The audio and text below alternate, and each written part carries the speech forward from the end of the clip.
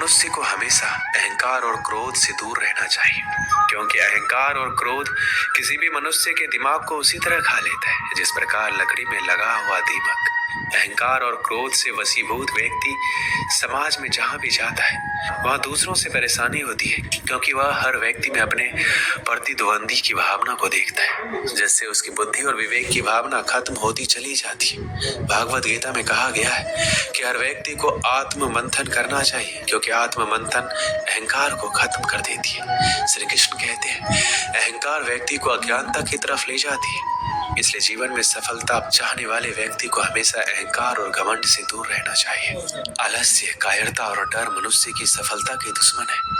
श्री कृष्ण कहते हैं आलस्य, डर और कायरता मनुष्य के वह दुश्मन है जो उसे सफल होने से रोकते हैं। अगर आपको सफल होना है तो आपको अपना आलस्य त्यागना होगा।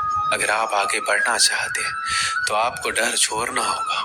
मनुष्य के विचार ही मनुष्य का निर्माण करते हैं। मनुष्य के निर्माण उसके विचारों से ही होता है और मनुष्य जैसा सोचता है वैसा ही बन जाता है। इसलिए हर मनुष्य को हमेशा सकारात्मक और अच्छी सोचों के साथ ही अपना जीवन बिताना चाहिए। भागवत गीता में मन को बहुत ही ज्यादा महत्व दिया गया है, इसलिए भगवान कृष्ण द्वारा हर मनुष्य को अपने मन को नियंत्रण में रखने की बात कही गई है। मन ही हमारे सारे दुख और सुखों का कारक होता है, इसलिए हम अपने मन को नियंत्रण में कर अपने सुख और दुख पर विजय प्राप्त कर सकते हैं।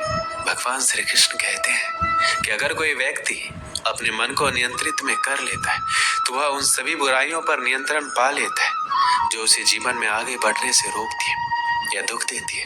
इसलिए अपने मन को हमेशा अपने नियंत्रण में रखना चाहिए। उसे कभी भी किसी भी चीज से विचलित नहीं होने देना चाहिए। कहा जाता है कर्म ही धर्म है, इसलिए हमें कर्म करते रहना चाहिए, फल अपने आप हमें मिल जाएगा। इस दुनिया में जितने भी लोग सफल हुए हैं सब लोग अपने कर्म के लिए ही हुए हैं। उन्होंने बिना कुछ सोचे समझे नकारात्मक बातों को अपने से दूर रखकर अपने कार्यों को पूर्ण किया और आखिरी में उन्हें सफलता प्राप्त हुई। जो भी मनुष्य अपने जीवन आध्यात्मिक ज्ञान के चरणों के लिए दृढ़ संकल्पों में स्थिर है वह समान रूप से संकटों के आक्रमण को सहन कर सकते हैं और निश्चित रूप से यह व्यक्ति खुशियां और मुक्ति पाने का पात्र है। अगर आप अपने लक्ष्य को पाने के लिए दृढ़ संकल्प ले लेते हैं और दिन रात कड़ी मेहनत करते हैं तो आपके रास्ते में जितनी भी संकटें आएंगे आप उनको पार कर जाएंगे। जो खुशियां बहुत लंबे समय के लिए परिश्रम और सीखने से मिलती है, जो दुख से अंत दिलाता है, जो पहले विष के समान होता है परंतु बाद में अमृत के जैसा होता है, इस तरह की खुशियां मन की शांति से जागृत होती है। जब कोई व्यक्ति अपने लक्ष्य पर सफलता प्राप्त कर लेता है तो उसके जीवन के सभी दुख अपने आप खत्म हो जाते हैं। जीवन में नया उमंग और खुशियां भर जाती है। भगवान या परमात्मा की शांति उनके साथ होती है जिसके मन में और आत्मा में एकता हो, सामंजस्य हो, जो इच्छा और क्रोध से मुक्त हो, जो अपने स्वयं के आत्मा को सही मायने में जानता हो। सही मायने में जो मनुष्य क्रोध से मुक्त होता है और जिसके मन में एक झूठ होने की इच्छा होती है वह सच्चा होता है। भगवान हमेशा उसके साथ होते हैं। एक बार की बात है, एक गांव में एक महान ऋषि रहता था। उस गांव के लोग उस ऋषि का बहुत ही सम्मान करते थे।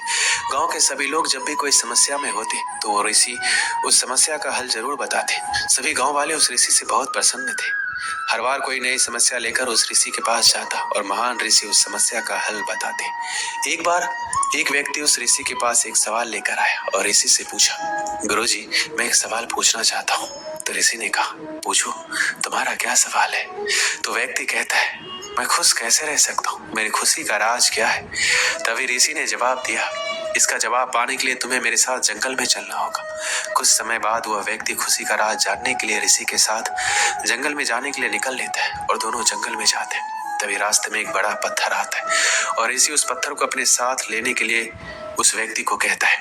वह व्यक्ति ऋषि के आदेश को मानते हुए उस पत्थर को अपने हाथों में उठा लेता है।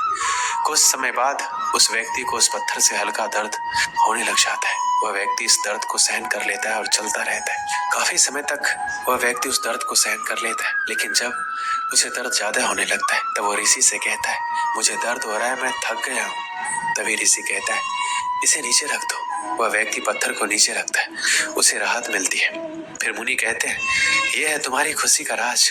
वह व्यक्ति वापस पूछता है, गुरुजी मैं समझा नहीं। फिर ऋषि वापस उस व्यक्ति को जवाब देते हुए कहते हैं कि जिस तरह तुमने इस भारी पत्थर को 10 मिनट के लिए उठाकर रखा तो तुम्हें थोड़ा दर्द हुआ, 20 मिनट तक उठाया तो उससे ज्यादा और अधिक समय तक उठाकर रखा तो ज्यादा दर्द होने लगा। ठीक उसी प्रकार जितने देर हम अपने पर दुखों का बोझ लिए फिरेंगे हमें खुशी नहीं मिलेगी।